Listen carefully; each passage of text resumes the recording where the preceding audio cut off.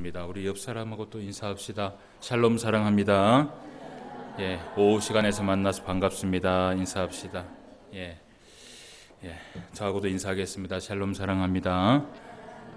감사합니다. 우리가 계속 이렇게 축복하는 이유가 무엇이냐면 우리의 삶이 하나님 앞에 믿음으로써 잃어버리지 않기 위해서 계속해서 축복하면서 나아가는 것입니다. 진심으로 축복하시고 또 진심으로 사랑하시고 진심으로 거룩하며 나아가는 저와 여러분 되시기를 주님의 이름으로 축원함을 드립니다. 오늘 우리가 로마서 5장의 본문 말씀을 좀 함께 살펴보았습니다. 지난 로마서 3장과 4장 말씀을 통하여서 우리가 교리를 함께 살펴봤는데요. 우리가 계속해서 로마서의 말씀을 통하여서는 교리에 대한 말씀을 좀 살펴보고 있어요. 오늘도 우리가 변함없이 교리에 대한 말씀을 살펴볼지인데 먼저는 3장과 4장의 말씀을 우리가 좀 알아야지만이 이 로마서 5장의 말씀을 우리가 볼 수 있습니다. 왜냐하면 그 교리가 이어지는 교리이기 때문이에요. 우리가 3장과 4장의 말씀, 무엇보다 믿음의 교리에 대한 말씀을 살펴봤어요. 우리가 지금 바라보고 있고 우리가 소유하고 있는 이 믿음이 어떻게 우리에게 다가오게 되었는가. 성경은 얘기하기를 율법의 행위로 의롭다 하심을 받은 것이 아니고 우리의 이 믿음, 그러니까 하나님 앞에 믿음으로 의롭다 하심을 받은 것이다. 이 믿음이 우리를 의롭게 했고 이 믿음이 우리를 하나님을 만나게 했고 이 믿음이 우리에게 구원을 베풀어 주셨고 온전히 우리의 심령에 있는 그 믿음이 우리를 의롭게 만들었다라고 그렇게 성경은 이야기를 하고 있습니다. 그런 가운데 사도 바울이 3장과 4장 말씀, 특별히 4장 말씀에서 한 가지 예를 들면서 설명을 해요. 그 설명이 무엇이냐 하면 신약 성경의 인물을 두고 설명을 하지 않아요. 이것도 사실은 우리가 좀 지켜볼 만한 말씀이에요. 왜냐하면 여러분 신약 성경의 인물을 두고 말을 한다는 것은 굉장히 중요합니다. 왜냐하면 옛날 구약 성경에 있었던 그 사람들의 율법과 신약 성경에 살아가고 있는 우리들의 삶은 완전히 다릅니다. 왜냐하면 구약 성경에 살아가고 있었던 그 사람들은 율법을 가지고 살아가게 되거든요. 그런데 신약 성경에 살아가고 있는 우리들은 온전히 믿음으로 인해서 사실은 살아가는 것이에요. 물론 우리 가운데 이 말씀이 있기 때문에 그 말씀 때문에 살아가는 것이에요. 그런데 그 말씀을 바라보는 것도 믿음이 없으면 우리는 말씀을 볼 수가 없는 것이죠. 모든 것이 어디에서부터 시작이 되느냐 하면 믿음에서 출발이 되는 것이에요. 그런데 오늘 4장 말씀에 우리가 사도 바울이 한 가지 예를 들면서 이 믿음에 대해서 이야기하기를 한 인물을 두는데 구약 성경의 인물을 두고 이야기를 합니다. 그죠? 그 구약 성경의 인물이 누굽니까? 바로 아브라함이죠. 그 아브라함의 믿음. 하나님 앞에 아브라함의 그 믿음, 의롭다함을 받은 그 믿음이 어떤 믿음인가? 여러분 신약 성경에 나오는 그 아브라함의 삶의 모습을 한번 살펴봅시다. 우리가 알고 있는 그 아브라함은 참 하나님 앞에 선한 사람이었어요. 그죠? 얼마나 선한 사람이었는지 한번 봐요. 이 아브라함이 항상 선을 베풀 때 지나가는 사람을 어떻게 해요? 그냥 두지 않았어요. 항상 자기의 그 집 앞에 앉아 있다가 지나가는 사람이 있으면 그 사람이 누군지 간에 항상 데려다가 뭘 했어요? 항상 좋은 것을 차려주고 또 발도 씻어주고 이런 것들을 항상 했던 것이 바로 아브라함이었어요. 항상 자기의 것을 아낌없이 베풀 수 있는 사람이었고요. 그리고 또 이 아브라함의 모습을 봅시다. 그 조카 롯과 땅을 소유하는 그 과정에서도 이 아브라함이 욕심을 부립니까? 부리지를 않습니까? 욕심을 부리지 않아요. 항상 선한 마음에서 선한 그 은혜를 가지고 때로는 눈에 보일 때에 이것이 좋은 것이 아니라 할지라도 하나님 앞에 어떤 마음이요? 선한 마음을 가지고 살아갔던 것이 바로 아브라함이었습니다. 그렇게 이 아브라함은요 항상 자신보다는 남을 생각하면서 살아왔던 사람이었어요. 근데 이것만 봐도 이 아브라함이 선한 사람이에요? 선하지 않은 사람이에요? 선한 사람이라는 것을 우리가 볼 수 있어요. 근데 성경은 뭐라고 얘기를 하냐 하면 그럼에도 불구하고 이 성경은 그런 선한 행위로 의롭다 하심을 받은 것이 아니었다는 것이에요. 그러나 우리가 한 가지 알 수 있는 것은 그런 아브라함의 선함이 하나님 앞에는 기쁨이었습니까? 기쁨이 아니었습니까? 기쁨이었죠. 그런 사람이 없었어요. 그런데 하나님께서 정말 바라보았던 것은 무엇을 바라보았냐 하면 어떠한 상황 속에서도 약속의 말씀을 붙들고 인내하며 하나님을 믿으려고 하였던 그 믿음. 그것이 사실은 이 아브라함을 의롭다함을 받은 중요한 과제가 될 수 있었던 것이에요. 그래서 여러분, 아브라함의 믿음을 가지고 있는 우리 역시, 그죠? 우리는 그 아브라함의 믿음을 소유하고 있고 그 아브라함의 믿음을 우리가 가지고 있으면서 신앙생활을 하고 있습니다. 우리는요, 선한 삶을 살아갈 필요가 있어요. 그런데 우리가 로마서 3장과 4장 말씀의 그 부분만 딱 보면 우리가 믿음으로써 하나님 앞에 나아가야 될 신앙의 삶은 이 아브라함을 따라서 우리가 항상 해야 될 것이 뭐냐 하면, 첫 번째는요, 하나님을 믿는 그 믿음이 흔들리지 않아야 됩니다. 어떠한 순간이라도 우리는 하나님을 믿는 믿음이 흔들리지 않아야 돼요. 조금의 의심이 온다 할지라도 어떻게 해요? 그 의심을 내려놔야 되는 것이에요. 그리고 두 번째는 뭐냐 하면 66권의 약속의 말씀을 어떻게 해요? 붙잡아야 되는 것이에요. 어떻게 붙잡아야 돼요? 말씀을 붙잡는데 어떻게 붙잡아야 돼요? 꽉 붙잡아야 되는 거예요? 어떻게 붙잡아야 되느냐 하면 인내로서 붙잡아야 되는 것이에요. 여러분, 신앙생활에는 반드시 인내가 필요합니다. 그래서 지난주에 제가 세 가지의 단어를 이야기를 했어요. 믿음에는 항상 무엇이 필요하냐 하면 언약이 필요하고요, 언약에는 항상 무엇이 필요하냐 하면 인내가 필요합니다. 이 세 가지가 항상 함께 있어야 되는 것이에요. 그래서 저와 여러분들이 아브라함의 믿음을 소유하면서 주님 앞에 살아갈 때에 때로는 우리의 이 믿음이 흔들릴 때가 있지만 어떻게 해요? 믿음 흔들리지 아니하고, 그 믿음 흔들리지 않기 위해서 무엇을 붙잡아요? 말씀을 붙잡는데, 그 말씀을 붙잡을 때 어떻게 붙잡아요? 인내하면서 붙잡아야 되는 것이에요.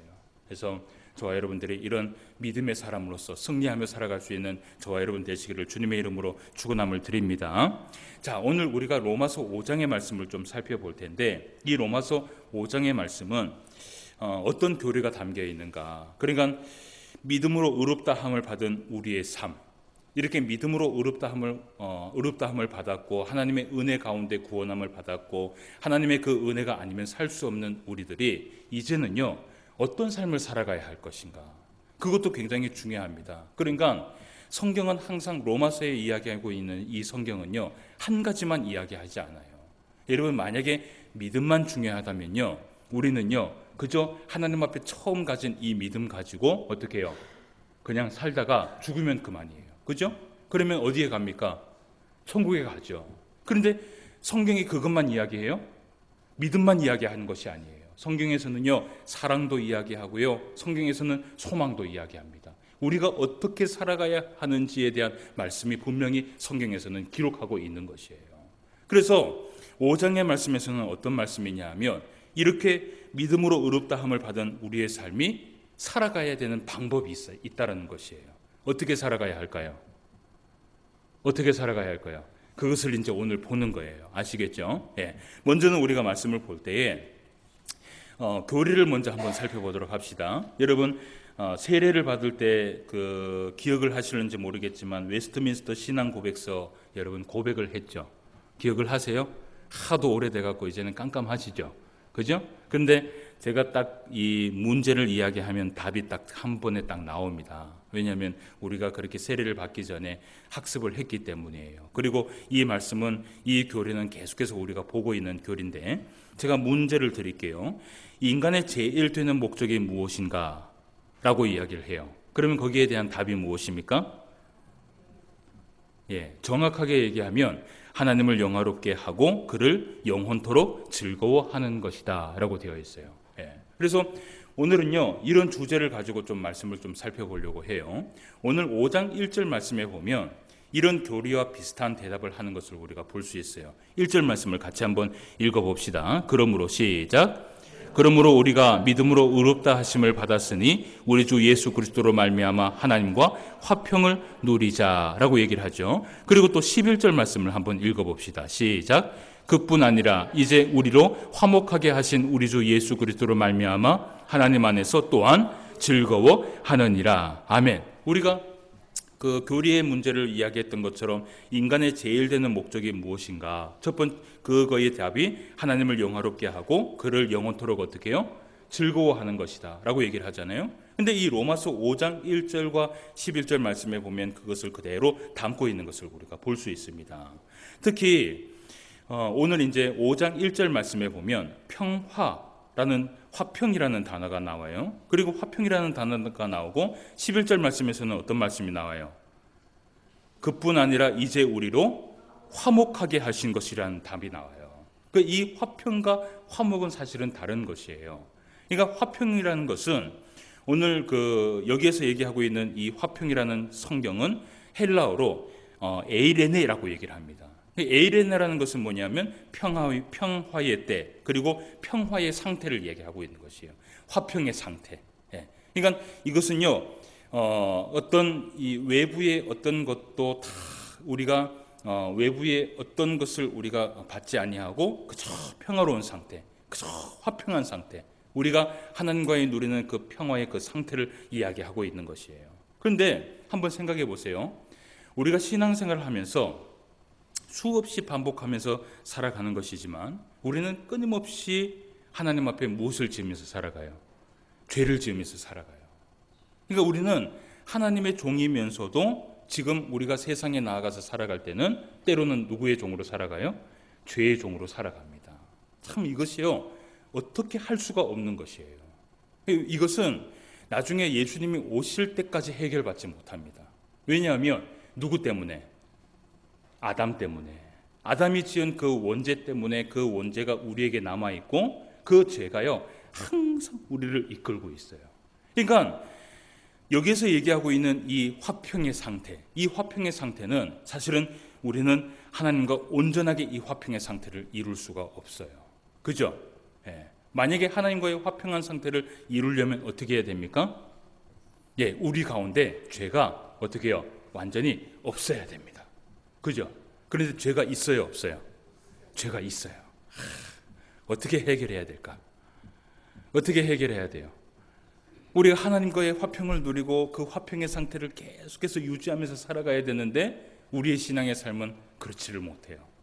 여러분, 어떻게 해결해야 돼요? 예수 그리스도의 이름으로. 맞아요. 이제 우리가 말씀을 좀 봐야 돼요. 말씀을 봐야 되는데 이 사도 바울이요, 오늘 이어서 말씀하시는 그 말씀이 무엇이냐면 우리 가운데 하나님과의 그 화평의 상태를 유지할 수 있는 방법이 있다라는 것이에요. 잘 들으셔야 돼요. 아시겠죠? 자, 다시 한번 묻습니다. 하나님과의 화평의 상태를 우리가 유지하면서 살아야 됩니까? 안 살아야 됩니까? 살아야 되죠. 그런데 살려고 하니까 뭐가 자꾸 우리를 끌어요? 죄가 자꾸 우리를 끌어요. 그러면 해결받아야 돼요? 해결받지 않아야 돼요? 해결받아야 되죠? 그러면 이것을 해결을 받으면 우리는 이제 어떻게 해요? 하나님과 화평의 상태, 화목의 상태를 다 누리면서 살아갈 수 있어요. 그 방법이 무엇인지를 우리가 성경을 통해서 보는 것이에요. 중요합니까? 중요하지 않습니까? 중요하죠. 그래서 말씀을 한번 봐요. 6절 말씀부터 10절까지의 말씀을 한번 봅시다. 6절 말씀부터 10절까지. 자, 한번 봅시다. 우리가 아직 어떻게 할 때에, 연약할 때에 기약대로 그리스도께서 경건하지 않는 자를 위하여 죽으셨도다. 의인을 위하여 죽는 자가 쉽지 않고 선인을 위하여 용감히 죽는 자가 혹 있거니와 우리가 아직 무엇이 되었을 때에, 죄인 되었을 때에 그리스도께서 우리를 위하여 죽으심으로 하나님께서 우리에 대한 자기의 사랑을 확증하셨느니라. 그러면 이제 우리가 그의 피로 말미암아 의롭다 하심을 받았으니 더욱 그로 말미암아 진노하심에서 구원을 받을 것이니 곧 우리가 어떻게 되었을 때에, 원수 되었을 때에 그의 아들의 죽으심으로 말미암아 하나님과 화목하게 되었은즉 화목하게 된 자로서는 더욱 그의 살아나심으로 말미암아 구원을 받을 것이니라. 아멘. 여기에 보면요, 우리의 상태를 이야기합니다. 지금 우리의 상태. 6절 말씀에 보니까 우리는 아직 어떻게 해요? 연약합니다. 연약하지요? 매번 넘어지죠? 매번 낙심하지요? 그죠? 그래서 우리가 주일날 올 때마다 뭘 해요? 하나님 앞에 회개하잖아요. 그죠? 그리고 또 우리의 상태를 얘기해요. 8절 말씀에 보니까 우리가 아직 무엇이 되었어요? 죄인이 되었어요. 해결받은 거예요? 해결받지 못한 거예요? 해결받지 못한 거예요. 이거는 예수님 오실 때까지 해결받지 못해요. 그리고 또 10절 말씀에 보세요. 우리가 지금 어떤 상태예요? 하나님과 원수가 되었어요. 우리는 연약하고요, 우리는 죄인이고요, 우리는 하나님과 원수가 될 수밖에 없어요. 우리가 하나님과의 사이는요, 이 죄라는 것 때문에, 이 연약함 때문에 이 화평을 절대로 누릴 수 없는 것이 인간의 모습이에요. 그런데 오늘 그것을 해결할 수 있는 분이 있다고 얘기를 해요. 누구예요? 예수 그리스도. 그분이 우리를 위하여서 죽으셨고 지금도 그분으로 말미암아 우리가 하나님 앞에 나아갈 수 있는데 그 예수 그리스도의 그 힘을 통해서 화목의 상태로 들어갈 수 있다는 것이에요. 그러면 여기서 얘기하고 있는 이 화목이란 무엇이냐면 헬라어로 카탈리게라고 얘기를 합니다. 이것은 교환, 회복된 상태를 얘기하고 있는 것이에요. 그러니까 화목이 안 되니까 무엇이라도 있어야 돼요. 회복이 있어야 되는 거예요. 근데 이 회복된 상태가요, 어떻게 이루어져야 되냐면 끊임없이 일어나야 됩니다. 여러분, 우리가요, 하나님 앞에 화목하기 위하여서 하나님의 즐거움을 위해서 우리가 끊임없이 무엇을 해야 되냐면 오늘도 예수 그리스도의 그 이름을 붙들고 하나님 앞에 나아가야 되는 것이에요. 이것은 변함이 없어요. 찬송을 부르면서 우리가 누구의 이름을 붙들어야 돼요? 예수님의 이름을 붙들어야 돼요. 기도를 하면서 우리는 누구의 이름을 붙들어야 돼요? 예수님의 이름을 붙들어야 돼요. 말씀을 보면서도 우리가 누구의 이름을 붙들어야 돼요? 예수님의 이름을 붙들어야 되는 것이에요. 예배를 드리면서도 우리는 누구의 이름을 붙들어야 돼요? 예수님의 이름을 붙들어야 돼요. 그렇지 않고서는 우리에게는 화목이라는 것은 없어요. 그런데 여러분, 이 화목과 화평의 상태, 이 회복의 상태를 계속해서 유지한다는 것이 쉬운 일이 아닙니다. 맞죠? 신앙생활 해보니까 어떤 것 같아요? 계속해서 성령의 충만한 이 회복을 가지고 살아간다는 게 쉬운 것 같아요? 그렇지 않죠. 그러니까 성경이 뭐라고 얘기를 하냐면 오늘 4절 말씀을 한번 읽어봅시다. 같이 한번 읽어볼게요. 자, 3절과 4절 말씀 같이 한번 읽어봅시다. 시작. 다만 이뿐 아니라 우리가 환난 중에도 즐거워하나니 이는 환난은 인내를, 인내는 연단을, 연단은 소망을 이루는 줄 알미로다. 아멘. 무엇이 필요하다고 얘기를 해요? 여기에 보니까 우리에게요, 그 환난과 시험 가운데에서도 인내가 필요하고 그 인내 가운데에서도 연단이 필요하고 연단 가운데에서도 무엇이 필요해요? 끊임없는 소망이 필요한 것이에요.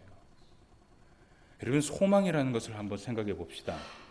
소망은 일회적인 거예요? 안 그러면 계속해서 이어져야 되는 것이에요? 그죠? 계속해서 이어져야 되는 것이에요. 이 소망은요, 한 번 붙들었다고 끝나는 것이 아니라 내 신앙이 흔들릴 때마다 이 소망을 붙들어야 되는 것이에요. 마태복음 13장 말씀에 보면 어떤 말씀이 나오느냐 하면 4가지 땅에 떨어진 씨의 비유에 대해서 이야기를 해요. 그 말씀 참 잘 아실 거예요. 그죠? 예.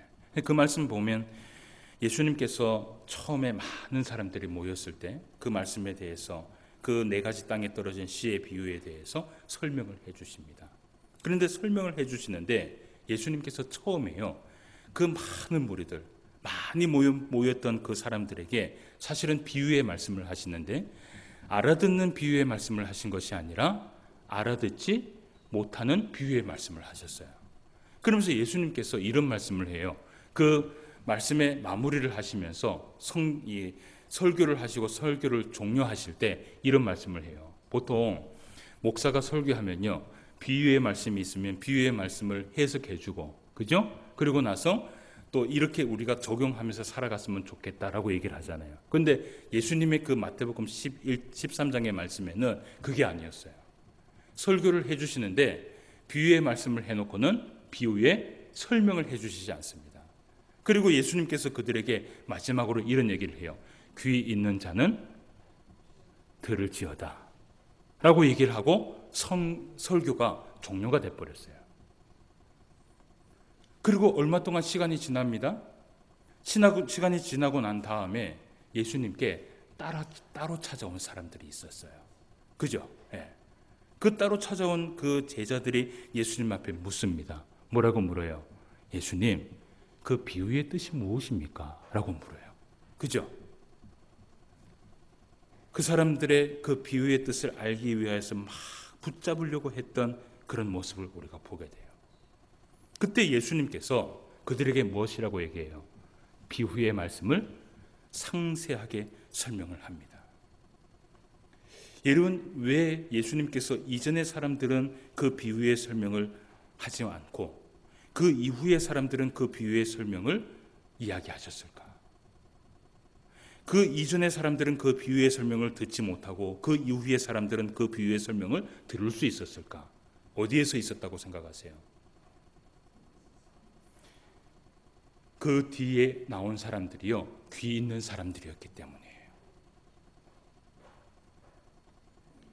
그 사람들은 하나님의 말씀을 어떻게 해요?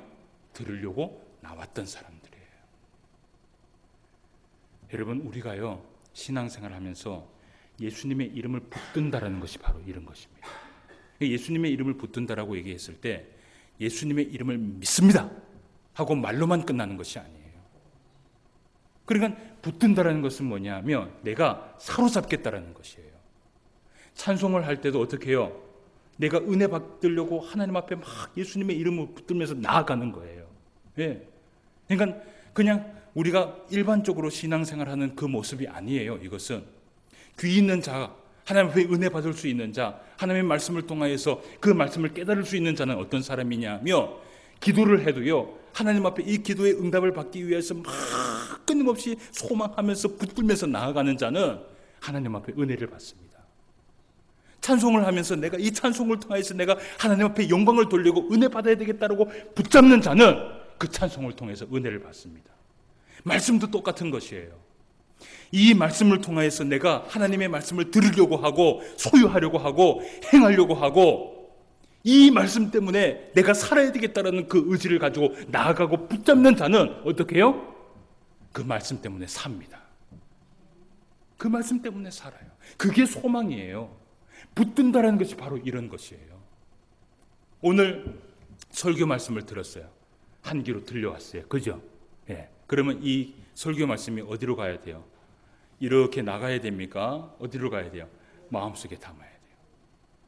이 마음속에 담는다는 것은 뭐냐면 어떻게 보면 4가지의 땅에 떨어진 씨하고 똑같은 것이에요. 그죠? 그런데 이 마음도 4가지의 마음이 있어요. 어떤 사람은 듣고 어떻게 해요? 예, 돌밭에 떨어졌어요. 어떻게 해요? 결국은 누가 주워 먹습니까? 사탄이 주워 먹어버리는 거예요. 그런데 좋은 땅이라는 것은 뭐예요? 좋은 땅이라는 것은 뭐예요? 막 이 씨앗을요 품고 어떻게 해요? 막 물을 주면서 어떻게든지 내가 열매를 한번 맺어보겠다. 어떻게든지 내가 한번 이 씨앗을 맺어보겠다 라는 그런 마음을 가지고 나아가는 자는요 좋은 땅입니다. 저와 여러분들이요 좋은 땅이 되시기를 바라요. 그렇지 않고서는 아무리 하나님 앞에 예배를 드리고 하나님 앞에 찬송을 하고 아무리 하나님 앞에 기도를 해도 그 시간이 어떤 시간인 줄 아세요? 헛된 시간이에요. 소망이 없는 시간은 헛된 시간입니다. 그래서 결국은 믿음이 있는 자는 하나님 앞에 나와야 되는데 누구의 이름을 붙잡고 나와야 되는가? 예수님의 이름을 붙잡고 나오되 붙잡는다는 것이 뭐예요? 소유하려고 하는 그런 붙잡음과 소망이 있어야 되는 것이에요. 오늘 이 시간 여러분들이 그 소망하는 마음으로 나온 줄 믿어요. 예. 그리고 여러분들 스스로 하나님 앞에 기도하실 때 말씀을 들을 때마다 항상 기도하세요. 하나님, 나에게 좋은 땅을 허락하여 주옵소서. 이 말씀 들을 때 내가 정말 좋은 땅에 되어서 열매를 맺을 수 있는 사람이 되게 하여 주시옵소서. 그렇지 않고서는요 우리가 하나님 앞에 화평을 누릴 수도 없고요 하나님 앞에 즐거움이 될 수도 없어요. 자, 다시 한번 교리를 봅시다. 문제를 드릴게요. 인간의 제일 되는 목적이 무엇이에요? 하나님을 영화롭게 하고 그를 영원토록 즐거워하는 것이다. 그러면 그분에게 영화롭게 하고 그분을 즐겁게 하는 것은 무엇이에요? 결국은요 예수 그리스도의 그 이름을 붙들면서 내가 소망을 붙들고 붙잡으려고 나아가는 것. 예. 그때 하나님 앞에 기쁨이 되는 것이에요. 하나님 앞에 기쁨이 될 수 있는 저와 여러분 되시기를 주님의 이름으로 축원함을 드립니다. 예. 자, 그러면 이제 5장 12절 말씀에 보면 12절 이후의 말씀에 보면 또 다른 말씀이 기록이 되어 있어요. 특히 이 말씀은 우리가 좀 읽어봐야 되는데 12절 말씀부터 21절까지 말씀까지 길지 않습니다. 똑같은 주제이지만 답이 달라요. 그 주제라는 것은 뭐냐 하면 믿음으로 의롭다 하심을 받은 자의 삶이 어떻게 살아야 되는가, 그 답이 여기에 또 기록이 되어 있는데요. 우리가 말씀을 한번 살펴보도록 할게요. 12절 말씀부터 21절 마지막 절까지 말씀을 함께 살펴봅시다. 12절 말씀입니다. 그러므로 한 사람으로 말미암아 죄가 세상에 들어오고 죄로 말미암아 사망이 들어왔나니 이와 같이 모든 사람이 죄를 지었으므로 사망이 모든 사람에게 이르렀느니라. 죄가 율법이 있기 전에도 세상에 있었으나 율법이 없었을 때에는 죄를 죄로 여기지 아니하였느니라. 그러나 아담으로부터 모세까지 아담의 범죄와 같은 죄를 짓지 아니한 자들로까지 사망이 왕노릇하였으니 아담은 오실자의 모형이라. 그러나 이 은사는 그 범죄와 같지 아니하니 곧 한 사람의 범죄를 인하여 많은 사람이 죽었은즉 더욱 하나님의 은혜와 또한 한 사람 예수 그리스도의 은혜로 말미암은 선물은 많은 사람에게 넘쳤느니라. 또 이 선물은 범죄한 한 사람으로 말미암은 것과 같지 아니하니 심판은 한 사람으로 말미암아 정죄에 이르렀으나 은사는 많은 범죄로 말미암아 의롭다 하심을 이름이니라. 한 사람의 범죄로 말미암아 사망이 그 한 사람을 통하여 왕노릇하였은즉 더욱 은혜와 의의 선물을 넘치게 받는 자들은 한 분 예수 그리스도를 통하여 생명 안에서 왕노릇하리로다. 자, 18절 말씀부터 같이 한번 읽어봅시다. 시작. 그런즉 한 범죄로 많은 사람이 정죄에 이른 것 같이 한 의로운 행위로 말미암아 많은 사람이 의롭다 하심을 받아 생명에 이르렀느니라. 한 사람이 순종하지 아니함으로 많은 사람이 죄인 된 것 같이 한 사람이 순종하심으로 많은 사람이 의인이 되리라. 율법이 들어온 것은 범죄를 더하게 하려 함이라. 그러나 죄가 더한 곳에 은혜가 더욱 넘쳤나니 이는 죄가 사망 안에서 왕노릇한 것 같이 은혜도 또한 의로 말미암아 왕노릇하여 우리 주 예수 그리스도로 말미암아 영생에 이르게 하려 함이라. 아멘. 이 말씀을요 요약을 해드릴게요. 제가 될 수 있으면 설교를 할 때 쉽게 설명을 하려고 말씀을 하려고 하는데요. 이 말씀의 내용은 이것입니다. 아담이요 죄를 지어서 모든 사람이 죄를 짓게 되었다라는 것이에요. 우리가 가지고 있는 이 원죄 잘 알고 계시죠? 그런데 이 말씀에 보니까 우리는 그런 삶을 살지 말자라는 것이에요. 한 사람의 죄가 모든 사람의 죄를 짓게 한 이 사건을 우리가 바라보면서 우리는 그렇게 살지 말고, 그러면서 또 한 가지를 얘기를 해요.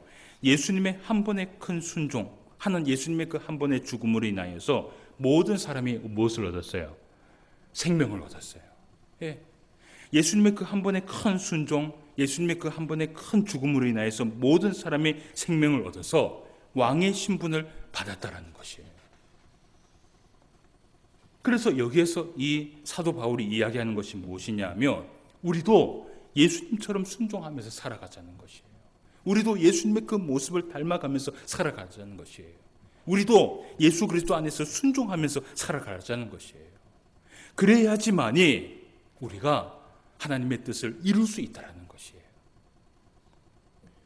사랑하는 성도 여러분, 우리는요 때로는 뭐라고 얘기를 하냐면 축복의 통로라고 얘기를 합니다. 그죠? 통로라는 게 뭐예요? 거쳐 나가는 곳을 이야기를 해요. 그러니까 우리가 축복의 통로라는 것은 뭐냐면 하나님은 우리를 통하여서 많은 사람들에게 어떻게 해요? 복을 베풀어 주시기를 원하세요. 이 하나님 뜻입니다. 그런데 그 축복의 통로가 우리가 여기에 뭐가 있어요? 축복이 있지 아니하고 죄가 있어요. 죄로 가득해요. 그러면 이 축복의 통로에 이 하나님의 은혜가 흘러내려갈 때 무엇이 흘러내려갈 것 같아요? 온전한 축복이 내려갈 것 같아요? 결국은 사람을 죽이는 일에 사용되어지는 것이에요. 그러니까 우리가 올바로 살아가지 못하면 우리를 통하여서 세상 사람들이 죽거나 우리를 통하여서 세상 사람들이 살 수도 있는 것이에요. 오전에도 똑같은 비슷한 말씀을 했죠. 그죠? 내가 하나님의 형상이에요. 내가 하나님 앞에 올바로 살아가야지만이 축복의 통로가 될 수 있는 것이에요. 그래서 여러분 신앙생활을 하면서 우리가 먼저 우리 가운데 해야 될 것이 있어요. 여러분 같이 한번 따라해 봅시다. 한 4가지 따라할 것 제가 가지고 왔는데 항상 이 말씀 기억하시길 바랍니다. 이번 한 주 살아가시면서 첫 번째 같이 따라하세요. 정신 바짝 차리시고 아시겠죠? 내가 먼저 손을 내밀자. 시작. 내가 먼저 섬기는 사람이 되자. 내가 먼저 사랑을 베풀자. 내가 먼저 용서를 구하자. 여러분, 그러면 되는 거예요. 내가 먼저 겸손의 사람이 되고 내가 먼저 순종의 사람이 되는 거예요.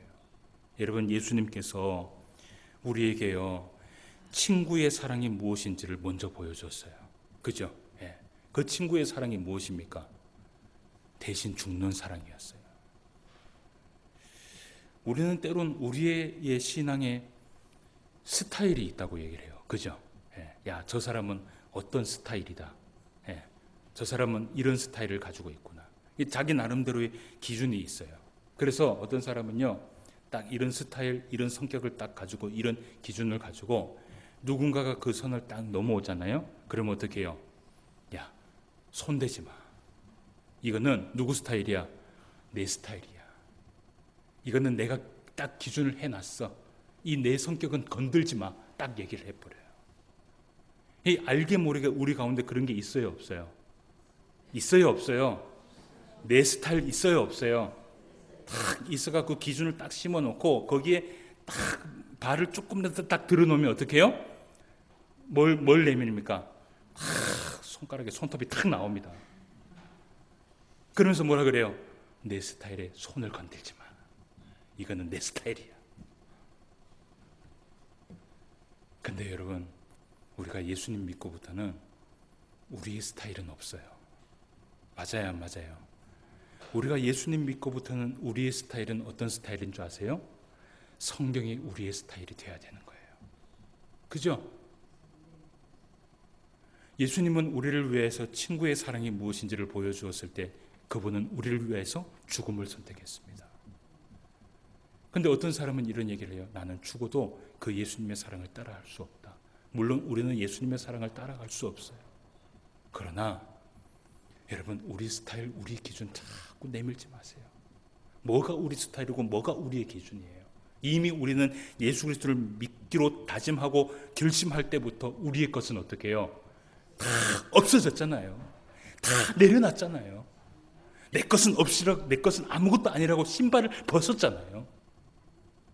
이제는 내 이때까지 살아왔던 내 인생의 삶의 그 모든 주인을 다 내려놓고 오직 누구만? 주님만 따라가겠노라고 다 모든 것을 청산했잖아요. 그런데도 아직까지도 뭐가 있어요? 내 스타일이 있어요. 내 기준이 있어. 거기에 조금만 건드리면 손톱이 나와갖고 꼭 막 어떻게 해요? 죽일 것처럼 막 달라들어요.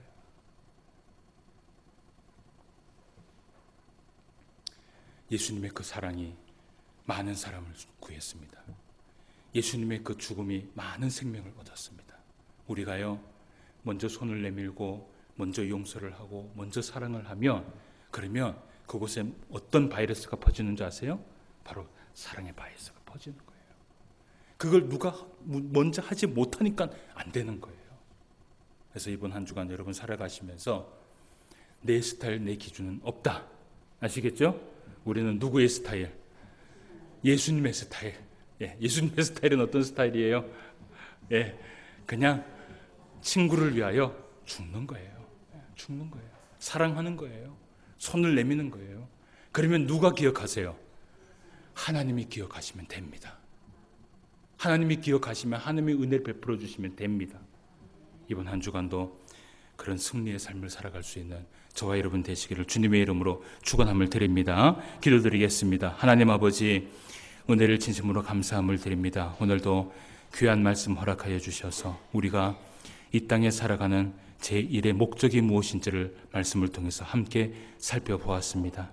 하나님을 영화롭게 하는 것과 하나님을 즐겁게 하는 것이 우리의 삶의 첫 번째 목적인데, 오늘도 우리의 스타일과 우리의 기준을 가지고 우리의 뜻대로 살아가고 있지 않는지 주여 용서하여 주시옵시고, 오늘도 우리의 삶이 예수님을 닮아갈 수 있는 삶이 될 수 있도록 역사하여 주시옵소서. 한 사람이 죽어서 많은 사람의 생명을 얻었다고 말씀하셨습니다. 이번 한 주간 우리가 또 하나님 앞에 사명을 받아서 세상에 나가서 살아가야 될진데, 우리 한 사람의 죽음을 통하여서 많은 사람들이 살아날 줄 믿사오니 무엇보다 많은 사람들에게 생명을 전할 수 있는 주의 성도들이 될 수 있도록 역사하여 주시옵소서. 오늘도 말씀으로 함께하여 주시고 인도하여 주심을 감사함을 드리며 모든 말씀 예수님의 이름으로 기도드리옵나이다.